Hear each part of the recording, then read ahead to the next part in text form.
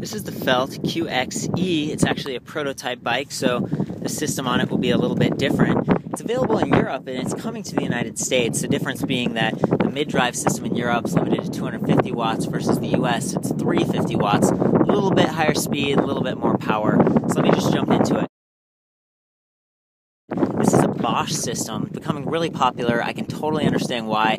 Super smooth, just balances the weight really well, distributes it across the frame, keeps it low to the ground. In this case, it looks like it's, exposes it to a lot more damage potential if you're going over rocks or curbs, but again, the final kits are actually a little bit more condensed up into that sort of bottom bracket area.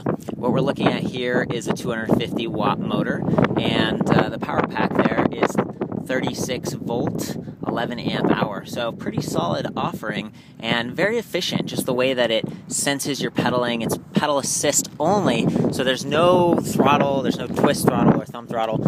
The way they've got the controls laid out is just really intuitive and easy to handle. So you've got a big display right in the middle. You can turn it on there. You can cycle through different informational screens like distance, time, speed, all that kind of stuff, and it shows a general sort of like battery level. But one of the other cool things is it sort of estimates your range based on the type of riding you're doing, which is just really cool. Very few kits offer that.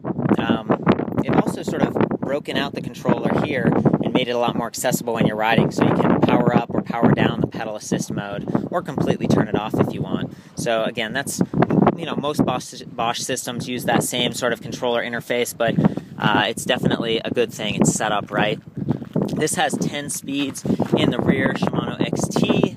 We've got some nice big Shimano disc brakes on this one, along with the hydraulic system, so you can just use your fingers and barely pull on this. This is more of like maybe around town or cross-country style bike. They've also got the 9E, which is all about downhill. I've actually tested that one out, so it's a lot of fun. This one has a suspension fork. It's going to have remote lockout. Again, this is a prototype bike, so it's not really set up yet, but you get the basic idea. And another interesting thing on the 9 there, water bottle holder is right here. And this one, they've kind of placed it right there. I think they're working on that a little bit.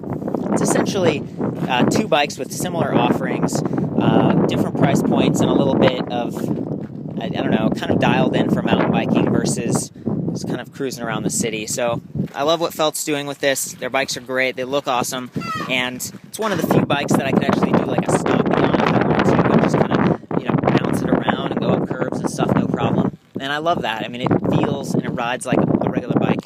I'm going to go ahead and just start pedaling and kind of point this towards the motor, and you can get it.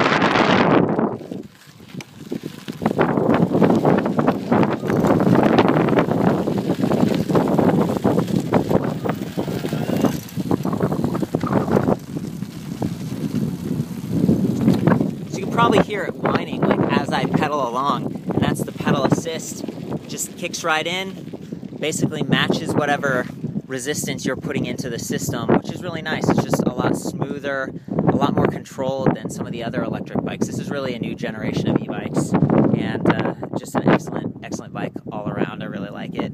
So for more information, full written review, pictures and stuff, check out electricbikereview.com. I'll see you there.